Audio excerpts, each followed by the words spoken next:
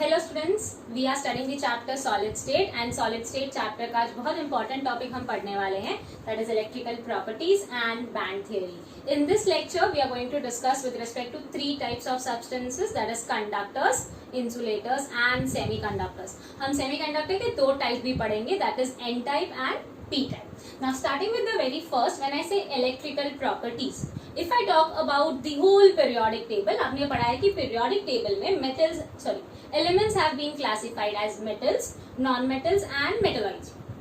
Now जब मैं बात कर रही हूँ metals, metalloids and non-metals का, you know electrical properties के हिसाब से, और if I say with respect to conductivity, metals, we say metals they are very good conductors of heat and electricity.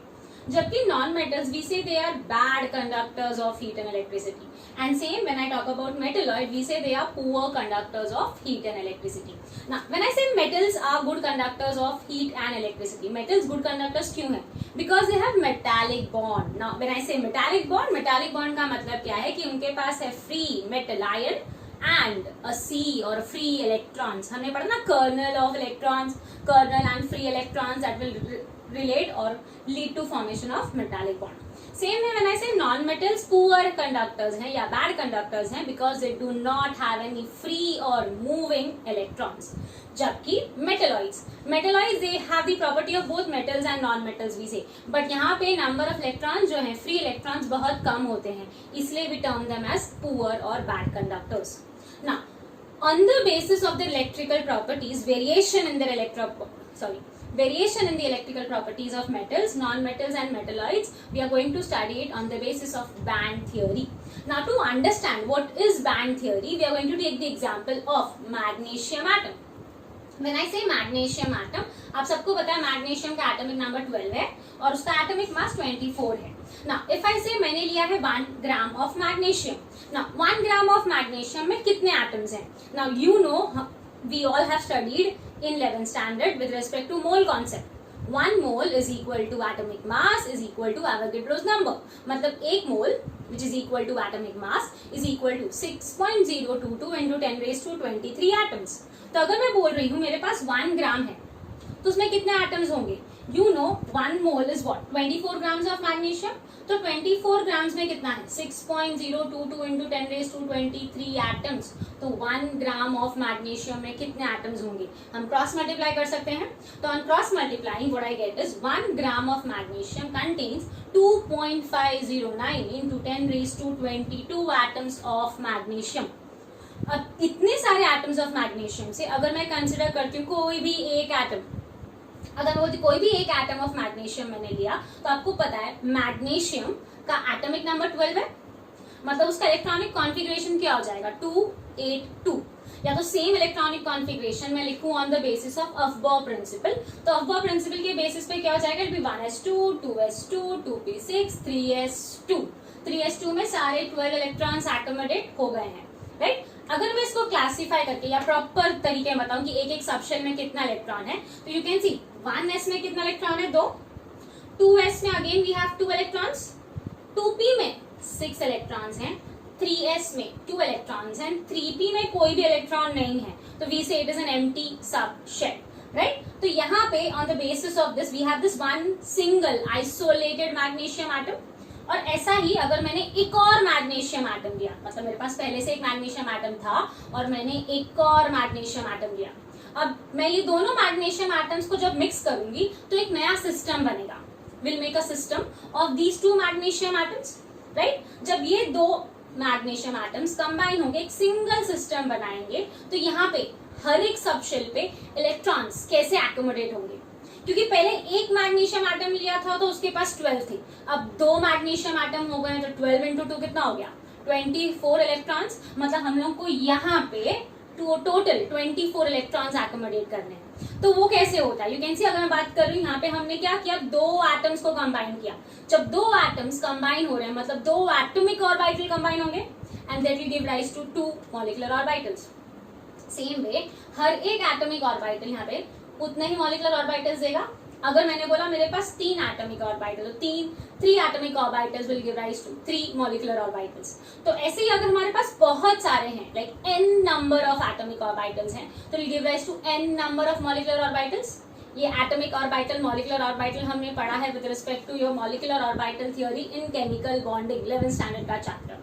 तो अगर यहाँ पे n एटॉमिक ऑर्बिटल्स हैं, मतलब n एटम्स हैं और n एटम्स स्प्लिट होंगे to give you n number of energy levels, तो यहाँ पे जो एनर्जी लेवल्स है वो बहुत ज्यादा होगा। यू कैन सी हर एक लेवल हमें मल्टीपल एनर्जी लेवल्स दे रहा है, राइट। अब ये हर एक लेवल अगर मल्टीपल एनर्जी लेवल्स देगा तो ये जो एनर्जी लेवल्स है इसे हम क्या बोलते हैं, we call it as bands.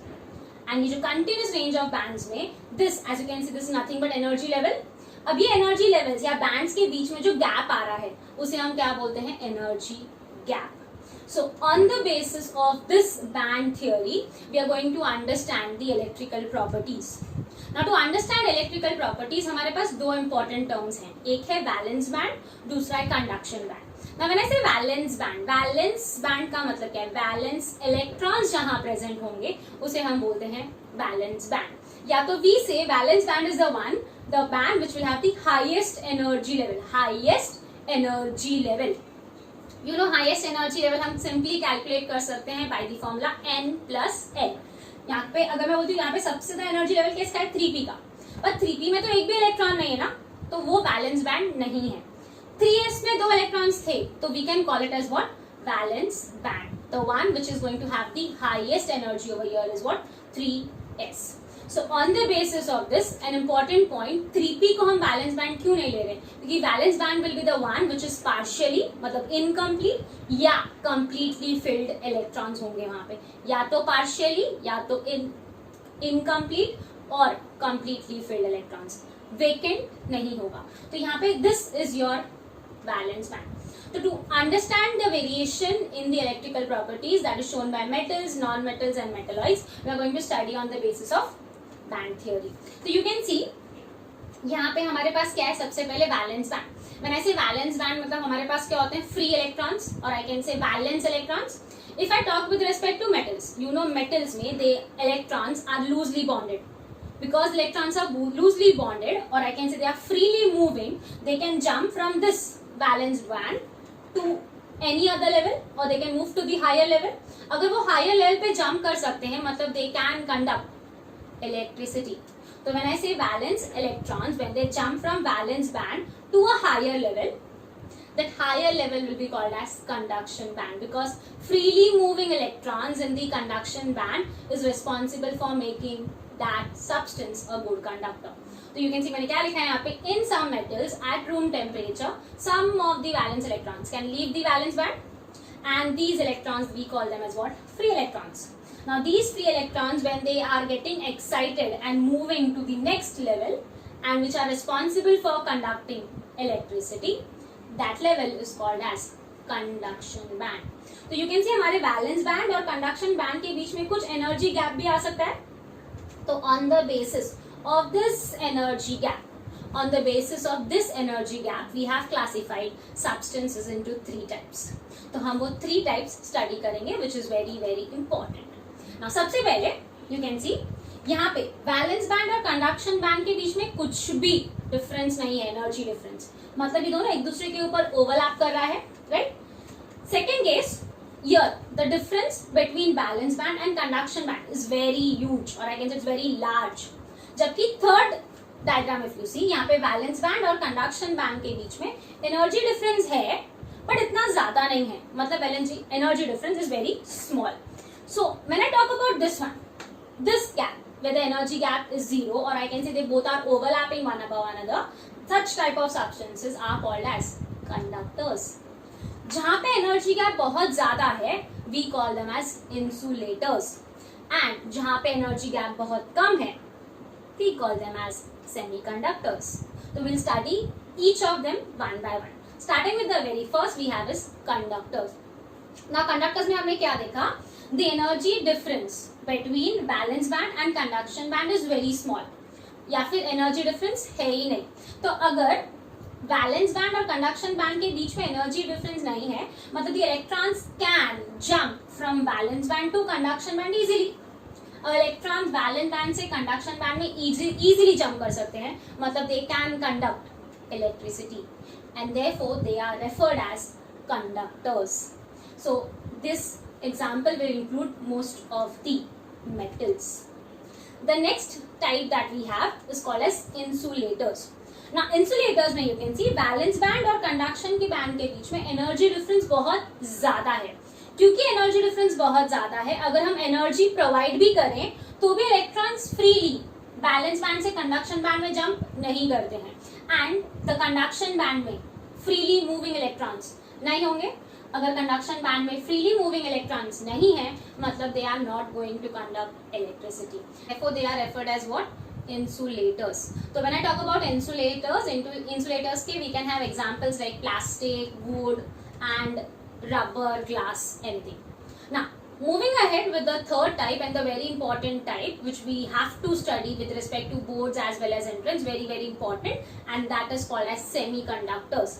You can see over here when I talk about valence band and conduction band, यहाँ पे valence band और conduction band के बीच में energy difference जो है वो थोड़ा सा है. मतलब if the energy difference between valence band and conduction band is small, मतलब if I provide some energy, external energy अगर हमने provide किया, like external thermal energy provide किया, तो electrons can move from valence band to conduction band. तो अगर electron valence band से conduction band में मूव करेंगे तो इलेक्ट्रॉन्स अगर मूव कर रहे हैं तो they will conduct electricity. But point यहाँ पे है कि यहाँ पे वैलेंस बैंड में the number of free electrons is very less, तो कंडक्शन बैंड में भी number of electrons will be very less, and therefore they do conduct electricity, but वो उतना ज्यादा बेटर नहीं कंडक्ट करते जितना अच्छा मेटल्स कंडक्ट कर सकते हैं, and therefore we call them as what? Poor conductors, or we refer to them as what? Semiconductors. So when I talk about semiconductors, we take the very common examples of semiconductors like silicon and germanium. Silicon and germanium, they are termed to be very good semiconductors. Very good semiconductors मतलब हम semiconductors, as I said, poor है, मतलब electricity conduct कर सकते हैं but बहुत कम. तो we can enhance their property of conducting. How? We are going to dope them. Dope them मतलब हम क्या करेंगे? We are going to add some impurity. मतलब हम कुछ free electrons add करने को try करेंगे ताकि उनकी conductivity क्या हो जाएगी? Increase. So you can see when I talk about semiconductors, we have two major types of semiconductors. Two major types of semiconductors में सबसे पहला है intrinsic semiconductor जिसको हम बोलते हैं pure semiconductors, and the other one is extrinsic semiconductor जिनको हम बोलते हैं impure semiconductors. Now when I say intrinsic semiconductor, उनको प्योर क्यों बोलते हैं? क्योंकि हम जब सिलिकॉन और जर्मेनियम की ही बात करें, सिलिकॉन और germanium we term as what? Semiconductors. तो उनका अगर हमें कंडक्टिविटी इंक्रीज करना है तो हम क्या करेंगे? We are going to increase the thermal energy, and with the help of increase in thermal energy, we are going to increase their conductivity. मतलब हमने इसमें कुछ भी impurity add नहीं किया, and therefore we call them as what? Pure type or intrinsic. That is silicon and germanium. Second, when I say extrinsic semiconductor, मैंने extrinsic में क्या बोला? Impure. मतलब we are going to dope them, and on the basis of the impurity added, we have two types. One is N type, second is P type. Now when I say N type का मतलब होता है negative type, मतलब यहाँ पे negative charge ज़्यादा है, and P type मतलब यहाँ पे positive charge ज़्यादा है. When I say N type semiconductor हम क्या add करेंगे? We are going to add pentavalent impurity. Pentavalent impurity मतलब वो एलिमेंट्स जो बिलोंग करते हैं ग्रुप 15 को, क्योंकि व्हेन आई से ग्रुप 15 उनके आउटर मोस्ट शेल में रहेगा 5 इलेक्ट्रॉन्स. तो when I say group 15 we can remember group 15 elements as what? उसका निमोनिक है बहुत सिंपल, नी, पैसा, असली, सब भिखारी. नी या नहीं, पैसा, असली, सब भिखारी. व्हेन आई से नहीं, N stands for nitrogen, P phosphorus, पैसा, असली, AS arsenic, sub SB antimony, and BI for bismuth. Similarly, when I say P type semiconductors, P type में हम ऐड करते हैं trivalent impurity. When I say trivalent impurity, मतलब उनके outermost shell में रहेगा 3 electrons and they belong to group 13. तो group 13 के लिए हमारे पास बहुत simple mnemonic है, बाल Ganesha in temple. When I say Bal Ganesha, you can see Bal, B stands for boron, Al for aluminium, Ganesha, Ga for gallium, In for indium, and temple से Tl आ जाएगा, that is thallium. So this is with respect to trivalent impurity. So let's study N type and P type in detail. Starting with the first, that is N type of semiconductor. To understand N type semiconductor हमने यहाँ पे क्या लिया है, silicon lattice. When I say silicon lattice, you know silicon belongs to group 14. मतलब वो carbon के group को बिलोंग करता है. जैसे कार्बन टेट्रावैलेंट है, सिलिकॉन भी टेट्रावैलेंट है. Tetra means it will have valency 4, मतलब it can form 4 sigma bonds. तो यू कैन सी यहाँ के क्रिस्टलाइन लैटिस में अगर मैं सिलिकॉन का लैटिस लिया है तो मैं क्या बोल रही हूँ, सिलिकॉन ने दूसरे सिलिकॉन एटम्स के साथ 4 सिग्मा बॉन्ड्स बनाए हैं, राइट. तो अगर मैं यहाँ पे एन टाइप, मतलब you are going to dope it with a pentavalent impurity, like pentavalent if I say, मैंने बोला पेंटावैलेंट मतलब दे बिलोंग टू ग्रुप 15. तो ग्रुप 15 का अगर समझो मैंने कोई भी एलिमेंट लिया, like if I assume I have taken over here as arsenic, तो if I say arsenic add कर रहे हैं तो आर्सेनिक का वैलेंसी क्या रहेगा, 5, राइट. 5 मतलब उसके पास आउटर मोस्ट शेल में क्या है, 5 इलेक्ट्रॉन. तो if you replace a silicon atom with arsenic तो यहाँ पे क्या हो जाएगा, ये 4 इलेक्ट्रॉन से, बट आर्सेनिक के पास तो 5 है, तो 5 में से 4 उसने यूटिलाइज किया टू फॉर्म 4 बॉन्ड्स, बट एक इलेक्ट्रॉन तो फ्री घूम रहा है ना, राइट. तो ये फ्री इलेक्ट्रॉन विल गिव और will help in making this poor conductor a good conductor. But एक फ्री इलेक्ट्रॉन से कुछ नहीं होने वाला, राइट. तो what I am saying is if I am adding 1 atom of arsenic I will get 1 free electron. तो मुझे कितने एटम्स ऐड करने चाहिए, तो अगर मैं बोलती हूँ मैंने ऐड किया यहाँ पे 1 मिलीग्राम और 1 mg ऑफ आर्सेनिक, तो वो कितने एटम्स कंटेन करेगा, हमने थोड़ी देर पहले पढ़ा था 1 mole is equal to atomic mass is equal to 6.022 into 10⁻23 atoms. तो अगर 1 मिलीग्राम ऑफ आर्सेनिक लिया तो it contains how many atoms, 8.02 into 10⁻18 एटम्स. अगर एक एटम एक फ्री इलेक्ट्रॉन दे रहा है तो 8.02 into 10⁻18 एटम्स कितने फ्री इलेक्ट्रॉन देंगे, एक एटम एक फ्री इलेक्ट्रॉन, तो 8.02 into 10⁻18 atoms will also give you that much free electrons. तो अगर उतने ज्यादा नंबर ऑफ फ्री इलेक्ट्रॉन्स बढ़ रहा है तो in comparison to your positive charge negative charge ज्यादा है. More the number of negative charge this becomes an N type of semiconductor, and more the number of free electrons the conductivity is increased. So when I say N type of semiconductor, we say N type semiconductor में हम conductivity increase करते हैं with the help of free electrons. N type में हमने add किया pentavalent impurity elements belonging to group 15. Moving to the next type, that is P type. When I say P type semiconductor, you can see again we have taken the silicon lattice only. यहाँ भी हमें वही दिख रहा है कि silicon ने 4 sigma bonds बनाए हैं ईच सिलिकॉन एटम के साथ. यहाँ पे when I say P type we are going to dope it or add some impurity belonging to group 13. तो अगर इमेजिन करो मैंने यहाँ पे सिलिकॉन की जगह ऐड किया बोरॉन. ना बोरॉन ट्राइवैलेंट है, ट्राइवैलेंट मतलब उसके आउटर मोस्ट शेल में 3 इलेक्ट्रॉन्स है. यहाँ पे कितने बॉन्ड बना रहा है सिलिकॉन, 4, बट मैंने अगर बोरॉन ऐड किया तो बोरॉन कितने बॉन्ड बनाएगा, 3. मतलब यहाँ पे एक बॉन्ड नहीं बन रहा है, एक इलेक्ट्रॉन कम है, and therefore it creates a hole. You can see अब बोरॉन और सिलिकॉन के बीच में बोरॉन ज्यादा इलेक्ट्रोनेगेटिव है, तो बोरॉन ट्राई करेगा कि वो एक इलेक्ट्रॉन यहाँ से अपनी तरफ अट्रैक्ट करे. एंड सेम वे जैसे यहाँ पे अभी एक होल क्रिएट हो गया तो ये सिलिकॉन अब यहाँ से लेगा, and in this way the electrons will be moving from one point two another. And ऐसे ही यहाँ पे क्या क्रिएट हो रहा है, होल्स. होल्स मतलब यहाँ पे नंबर ऑफ इलेक्ट्रॉन कम है एंड पॉजिटिव चार्ज ज्यादा है, and therefore we call it as a positive hole. So यहाँ पे more the number of positive holes more is the positive movement of electrons, and because of that this becomes a better conductor of electricity, and therefore because of the increased number of positive holes we call it as what, a P type of semiconductor. Now when I talk about P type of semiconductor you need to remember when I talk about solar cell normally use hota hai for converting solar energy into electrical energy.